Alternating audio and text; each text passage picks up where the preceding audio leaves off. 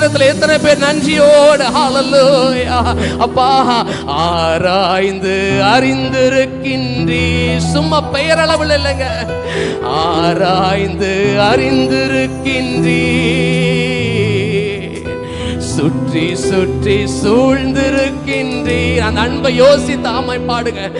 ஆராய்ந்து அப்பா என் உள்ளம் திரியங்களை அறிந்திருக்கிறவரே, சுற்றி சுற்றி சூழ்ந்திருக்கின்றீர். ஆமென். நான் அமர்வதும் நான் எழுவதும், ஆமென், நான் உட்கார்ந்திருக்க எப்படி உட்கார்ந்திருக்கன்னு அவருக்கு தெரியும்.